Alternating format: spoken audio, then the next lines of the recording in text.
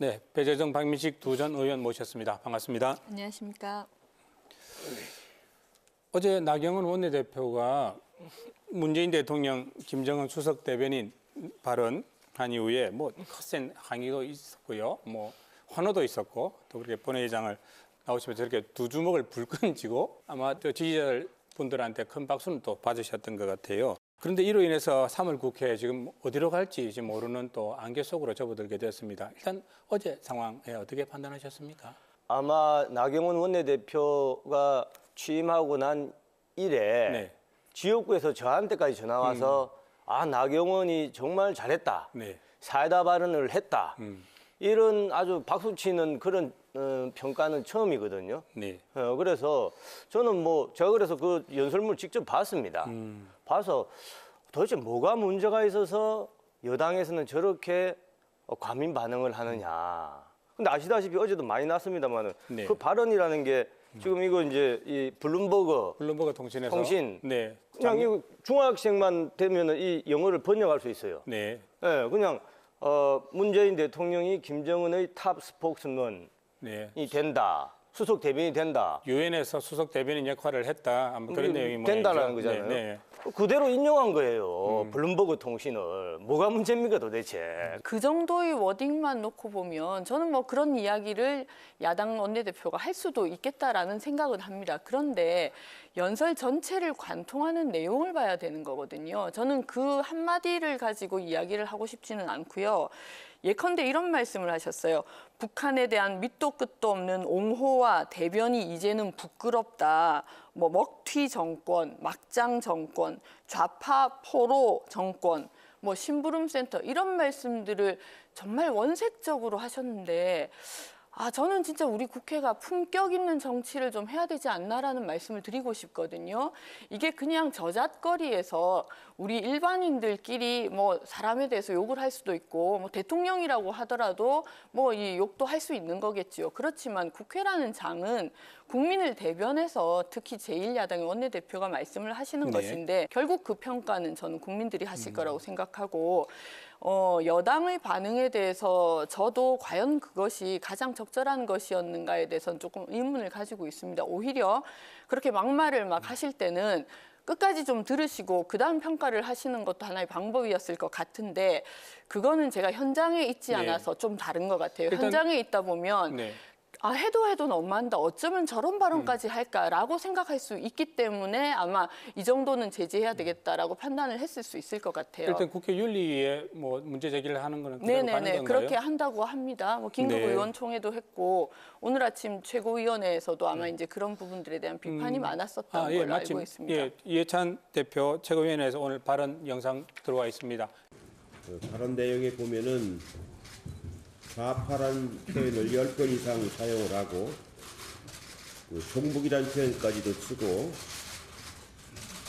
대통령과 국민을 모독하는 그런 발언을 하는 것을 보면서 정권을 놓친 뒤에 거의 자포자기하는 그런 발언이구나 하는 그런 느낌을 많이 받았습니다. 예, 이 발언 이후에 또 나경원 원내대표도 또 원내대표 중진 연석회 회의에서 국민에 대한 모독이다. 저런 발언은 또 그런 또 맞받아치긴 맞받으셨습니다. 제가 볼 때는 윤리 제소가 되지도 않습니다. 근데 왜 그렇게 과잉 반응을 할까 혼자 곰곰이 생각을 해봤어요. 네. 지금 우리 배재정 의원님 말씀대로 여당 안에서도 저렇게 뭐 지나치게 하는 게 맞냐라는 고개를 갸우뚱거리는 분들이 많이 있었을 겁니다. 근데 왜 그렇게 했을까요? 저는 이게 오히려 한 두세 가지 이유가 있다고 봅니다. 첫째는 지금 문재인 대통령이 해외 순방 중입니다. 네. 해외 순방 중인데 지금 국내에서 그 의원들을 지휘하는 원내대표가 이거 제대로 일도 못하고 말이야. 대통령 욕 들으면 대통령은 밖에서 열심히 일하고 있는데 안에서 야당 하나 제대로 컨트롤 못해가지고 욕 먹고 있냐. 이런 이제 쉽게 말해서 질책을 당할 우려가 많으니까. 누가 질책을 아니 한다는 그러니까 말이죠? 제 이야기입니다. 그러니까 홍영표 원내대표가 진짜 오버 리액션이죠. 두 번째는 지금 내년 총선이 1년밖에 안 남아 있어요.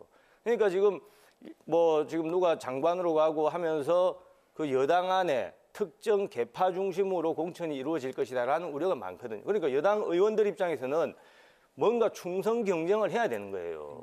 그런 계산까지. 그런 계산이 있는 그다음 세 번째 네. 가장 중요한 것 중에 하나가 지금 아시다시피 경제다 안보다 모든 이슈에서 지금 여당이 밀리고 있습니다. 자 그러면은 어떤 이슈를 전환할 필요가 있는 거죠. 계속 자, 길게 말씀을 그런 하시니 이야기가 있는 저도 거죠, 언제쯤 얘기를 해야 되나 하는 생각이 드는데 저는 그 말씀 드리고 싶어요. 지난 전당대회부터 자유한국당이 상당히 우경화하는 모습을 보이고 있지 않습니까? 그런 가운데서 황교안 대표 체제가 지금 출범을 했고요. 특히 북미 회담이 사실은 제대로 성과를 내지 못하고 끝났기 때문에 이건 우리 온 국민이 걱정하는 문제입니다. 그런데 저는 나경원 원내대표의 발언에 대해서 뭐 그 정도도 할 수 있지라고 보시는 분도 계시겠지만 저는 정말 맞지 않는 얘기라고 생각하거든요. 북미 회담이 제대로 성과를 내지 못하니까 옳다쿠나 하고 마치 이제까지 북미 회담을 비롯해서 남북 대화라든지 문재인 대통령을 비롯한 우리 정권이 이제까지 정말 힘겹게 끌고 왔던 한반도 평화 무드에 대해서 찬물을 끼얹는 거거든요. 그게 어떻게 야당 원내대표가 할 수 있는 얘기입니까? 저는 그런 식의 우경화 발언이 거기에다가 먹튀니 뭐 북한 정권에 대한 어떤 포로라느니 이런 식의 이야기를 하시면서 국회의 품격을 떨어뜨리는 일에 대해서부터 먼저 반성을 하셔야 되는 게 맞다고 국민들이 생각하고요. 우리 배재정 의원님 지역구 돌아보시지 않습니까? 많은 국민들이 지금 우리 집 살림은 신경도 안 쓰고 모든 그런 걸 다 차원이 아니 아니죠. 제가 지금 이야기하고 그런 있습니다. 차원이 아니죠. 자, 지역구 예. 다니다 보면은 골목에서 우리 국민들의 원성이 하늘을 치솟고 있어요. 그중에 대표적인 것이 내 먹고 사는 데는 대통령이 신경을 안 쓰고 오로지 김정은 눈치만 본다. 지금 대통령은 북미 회담을 이야기하면 중재자입니다. 중재자라는 것은 오른쪽 왼쪽 양쪽을 다 양보를 이끌어내면서 중립적인 입장에서 이야기를 해야 되는데 지금 문재인 대통령은 오로지 북한 보세요. 입장에서 아니 잠시만요. 이제까지 북한 북미 입장에서 회담이- 이야기를 하기 때문에 지금 블룸버그 통신 같은 데서 이야기를 하는 거예요. 아니 숱한 세계 아니, 그리고- 언론의 평가가 있는데 자, 특정한 블룸버그 언론 통신에 하나를 자, 가지고 하나만 그렇게 이야기할게요. 말씀하시는 블룸버그 거는 통신에서 정말 옳지 않은 아니 방식이죠. 블룸버그 통신에서 그거는 이야기할 블룸버그 때는 통신의 왜 그러면 한 가만히 기사입니다. 있었습니까? 가만히 있는 아니, 게 왜 아니고요. 그 당시에 지금 아니 1년 그러니까 제가 드리는 6개월 말씀은 전에 이야기할 때는 보세요. 왜 가만히 있었냐고요. 가장 최근에 아니, 타임지에서 이야기를 해보세요. 문재인 대통령에 대해서 중재자라고 니고시에이터라고 해서 표지까지 실어가지고 기사를 낸 적도 있습니다. 세계 언론의 평가는 제각각인 것이고요. 제각각이죠. 거기에서 특정한 언론의 기사만을 놓고 그렇게 말씀하시는 아니, 것도 이 옳지 기사만 않은 일이에요. 이야기하는 것이 그리고 아니라 아니 보세요. 이 기사를 지난번에 이야기할 때 아니 제가 좀 이야기할게요. 김정은이 남한에 오는 거에 대해서 우리 국민의 60% 이상이 찬성한 것으로 나왔었습니다. 사실은 국민들이 바라는 것은요. 문재인 대통령이 남북 문제, 북미 문제만 하는 것이 아니고 여러 분야에서 어떤 것은 또 박수를 받는 것도 있고 또 부족한 것도 있겠지요. 부족한 게 말씀하신 많죠. 것처럼 지역에 네. 가면은 경제 문제를 어려워하시는 분들 많이 계신데요. 그렇다고 하더라도 지금 나경원 대표가 북미 회담의 결렬을 마치 이제까지 기다려왔다는 듯이 그런 식으로 왜 공격을 기다립니까? 하시면서 잘하면 좋죠. 먹튀라는 둥, 알겠습니다. 먹튀라는 둥 아니, 이런 제가 이야기 얘기를 좀 하시는 거 할게요. 자, 맞지 이제 않죠? 이거 다 하셨으면 제가 좀 할게요. 사실 명예훼손죄다, 윤리제소다, 뭔가 문제를 삼으려고 하면은 이 당시에 나설 때 여당 의원들이 대통령 우리 보호해야 된다라고 따졌어야죠. 제가 그때는 왜 말씀드리지 가만히 있고 않습니다. 제가 그때만 이야기하는 말씀드렸잖아요. 겁니까? 같은 이야기가 요거는 좀 중복이 되고 수석 있습니다. 대변인이다 네네. 이 말 한마디 때문에 이야기를 하는 게 아니라고 제가 아니 지금 애초에 말씀을 모든 거는 드렸어요. 지금 이슈가 그렇지 거기에 않죠. 있어요. 지금 알겠습니다. 계속해서 아니, 막말로 화제를 돌리지 정철한- 마시고. 아닙니다. 화제를 돌리는 게 그거는 아니고 배재정 제가 의원님의 처음부터 그렇게 의견이고 말씀을 드린 아니 그건 거예요. 배재정 아니요, 의원의 조금 전에 의견이에요. 이해찬 카메라 대표도 좀 그런 얘기를 하지 잡아주세요. 않았습니까? 네. 아니 근데 예. 지금 두 분 이야기가 예, 같은 이야기가 지금 계속 중복이 되고 있어서 조금 전에 지적하신 저 때는 왜 이야기하지 않았느냐 저것만 가지고 이야기하는 건 아니다라는 이야기이신 것 같고요. 어제 국회의장께서 중재하시면서 그 이야기 하셨죠. 들어라. 국민들이 판단하실 거다. 아마 두 분 말씀 나누는 중에 또 두 분 말씀 나누는 걸 보면서 이것이 문제라고 느끼는 분들도 국민들도 계셨을 거고 또 그렇지 않다. 속 시원하다는 분들도 계셨을 겁니다. 어떻게 판단하실지는 우리가 시간이 흐르면서 좀 더 지켜봐야 될 것 같고요. 지난 이틀간 원내 교섭 단체 대표 연설이 이어지면서 논란된 부분이 결국은 선거제도 관련해서 여야 입장 차이인 것 같습니다. 지금 뭐 패스트트랙 대치 전선까지 형성되고 있는데 일단 양쪽의 목소리 한번 들어보고 이 부분 말씀 나눠보겠습니다. 우리 민주당은 지난 20년간 권역별 비례대표제를 주장해 왔습니다. 지역주의를 해결하고 대표성과 비례성을 강화하자는 것입니다. 비례대표제를 폐지하고 그를 지역구 숫자 조정에 사용하여 지역구 의원의 대표성을 강화하겠습니다. 지금 현재까지의 상황은 다른 야당 3당을 비롯해서 민주당은 같이 합의를 해나가는 모양인데 자유한국당은 지금 조금 다른 길을 가고 있는 것 같습니다. 어떻습니까? 한국당이 이렇게 의견이 갈리는 이유가? 우리 정치 여당 야당이 정치를 같이 하면서 게임의 룰을 정하는 겁니다. 그렇죠. 그러니까 다른 법을 입법하는 거하고는 차원이 완전히 다른 것이죠. 네. 그래서 이것은 정말 서로 싸우고 뭐 미워하더라도 네. 이 선거법 또 선거제도만큼은 끝까지 머리를 맞대고 함께 가야 되는 겁니다. 근데 패스트트랙이라는 건 아시다시피 지금 국회 선진화법 나오고 할 때 네. 어떤 대안으로 나온 제도지 않습니까? 네. 그러니까 어느 뭐 이게 날짜가 한 300일 될 겁니다. 330일. 330일입니까? 그 날짜 안에 이제 꼭 통과시키겠다라는 건데 아니 제1야당을 네. 너희들 싫으면은 치워라. 너희들 우리끼리 갈게. 네. 이렇게 한다는 시도 자체가 네. 이거는 정치를 포기하는 거죠. 정치의 실종입니다. 이제까지 자유한국당이 제대로 된 의견을 안 내놓으신 거예요.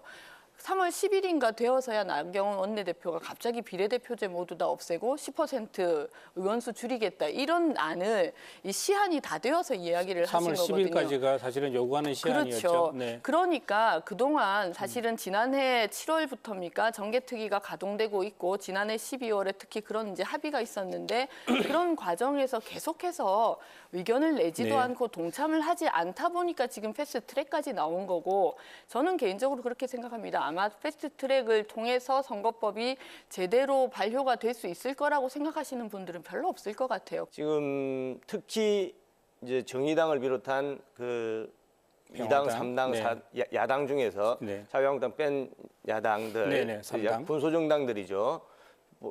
근데 연동형 비례대표제 사실 이거 시청자들께서 이해하시는 분이 많이 없을 겁니다. 네. 어려운 말이에요. 연동형 비례대표제는 마치 선이고 네. 이제 다른 선거제도 뭐 소선구 지금 하고 있는 소선거구 제도도 이런 거는 뭔가 영 가서는 안 될 길인 것처럼 뭔가 그 답정을 하죠. 답은 이미 정해져 있다.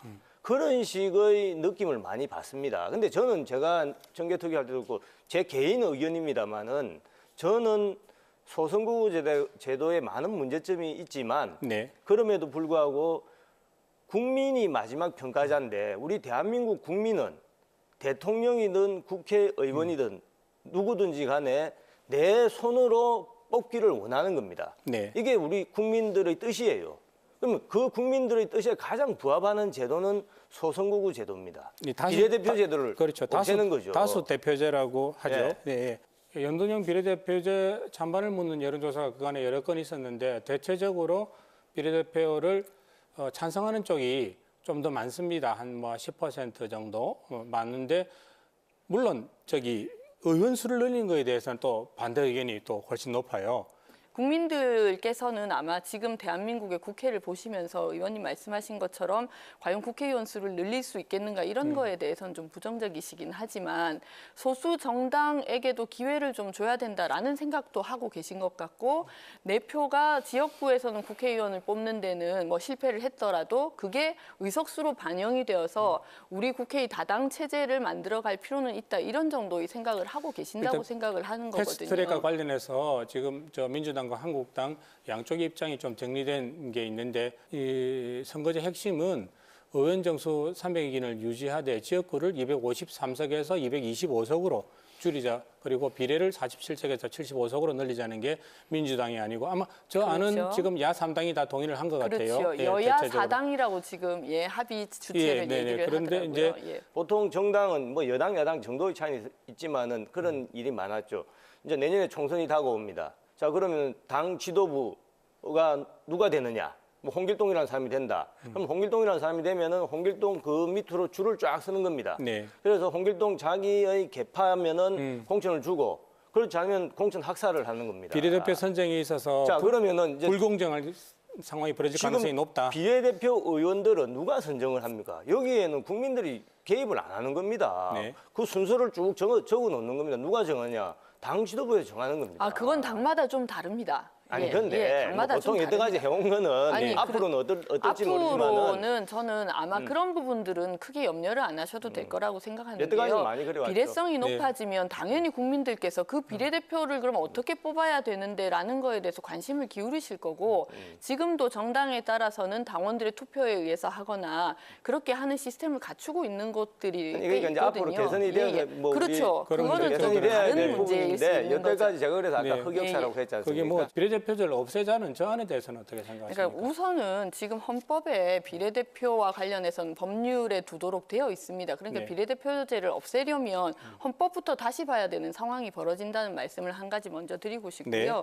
지금 정당의 공천 과정이라든지 아니면 정당 운영의 비민주성은 사실은 별개로 저는 더 고도화되어야 되고 민주주의화돼야 된다는데 동의를 합니다. 그렇다고 해서 지금 비례대표제라든지 연동형 비례대표제를 도입하는데 이게 무리가 있다라고 하는 것은 조금 앞뒤가 안 맞는 말씀이라는 말씀을 드리고 싶고 우리 정치의 어떤 다양성, 우리 국민의 다양한 의견들을 반영할 수 있는 통로를 비례대표제라고 했을 때 그걸 지금 갑자기 비례대표제를 없애자라고 이야기를 하는 건 사실은 좀 이해가 좀 안 되는 측면이 많이 뭐 있거든요. 저도 상당 예. 부분 우리 배재정 의원님 말씀에 동감이고 선거라는 것은 국민의 대표자를 뽑는 거 아닙니까? 결국 권력 구조의 개편 문제와 맞물려 있기 때문에 우리가 지금 늘 이야기하는 것이 87년 체제가 이제 극복될 때가 되었다. 30년 지났으니. 네. 그러면 이 지금 국회의원 선거도 아마 그 정도 비슷할 겁니다. 예, 그러니까 이번에 개헌을 하면서 사실 이 국회의원 이 선거 제도도 같이 바꾸는 것이 사실은 옳죠. 과거의 비례대표 제도가 이렇게 운영되어 온 것을 보면은 우리 뭐 배재정 의원님 같이 저렇게 진짜 훌륭한 분도 물론 간혹 있지만은 근데 보통은 이제 어떤 대통령이나 또 네. 당 지도부의 밀실에서 그냥 어떻게 저 사람이 국회의원에 선정된지도 아무도 모르는 거예요. 과거의 적폐가 너무 많았기 때문에 네, 염려하지 그런 않을 수가 없다. 아픈 네. 기억이 있는 거예요. 그렇게 알겠습니다. 얘기를 하면 사실은 네. 지역구도 마찬가지거든요. 그러면 지역구 공천에 그동안 문제가 많이 있었기 때문에 지역구를 없애자라고는 우리가 얘기를 아니 근데 하지 이제 않는 거 아니겠습니까? 지역구는 결국 국민들이 아니요, 최종적으로 지역구 뽑기 공천을 때문에. 얘기를 예, 공천 드리는 문제는 좀 겁니다. 그런데 예, 예. 국민들이 자기의 손으로 자기 대표자를 뽑겠다는 이 뜻이 우리나라 국민들은 양보할 수 없는 거라고 아니, 저는 물론 이해를 그렇죠. 하거든요. 지금 예. 저기 패스트트랙이 이루어지지 않게 되면 또 자유한국당과 또 민주당과의 또 새로운 협상의 길이 열리지 않을까라는 생각은 듭니다. 마지막으로 질문 짧게 하나만 드리겠습니다. 이번에 지금 패스트트랙 추진한다 이렇게 이야기하고 있는데 한국당 입장에서는 이게 가능하리라고 보십니까? 저는 아까 말씀드린 것처럼 네. 이것은 선거 제도나 선거법에 관한 부분이기 때문에 사실은 패스트트랙으로 가서도 안 되고 네. 이제 뭐 여당과 또 정의당을 비롯한 야당 그 야3당입니까? 네, 네. 거기서 하는 지금까지 그런 태도는 네. 뭔가 일야당인 자유한국당을 압박하는 네. 어떤 전술적인 그런 거 아니겠느냐. 이제 다시 협상해야 된다. 그렇죠. 한국당 그렇게 안도 또갈 나왔으니까. 수밖에 없을 겁니다. 알겠습니다. 예, 짧게 좀 답변 부탁드립니다. 패스트 트랙으로 결국 성공할 수는 좀 없다고 생각합니다. 예, 그건 이제 제1야당도 같이 참여를 해서 룰을 만들어야 되는 것이 맞고요. 그런데 다만 지금 정치 상황이 워낙 복잡하고 어렵다 보니까 네. 이런 구육지책이 나오게 되었다. 자유한국당도 좀 마음을 열고 이 논의에 좀 참여를 하시면 좋을 것 같습니다. 알겠습니다. 지금 부산이 국회의원 18석, 경남이 16석입니다. 예, 그런데 아마 이게 어떤 형태로 결론이 나더라도 우리 지역구에 또 의석수도 또 변화가 아마 있지 않을까 싶습니다. 오늘 두 분 말씀 잘 들었습니다. 고맙습니다.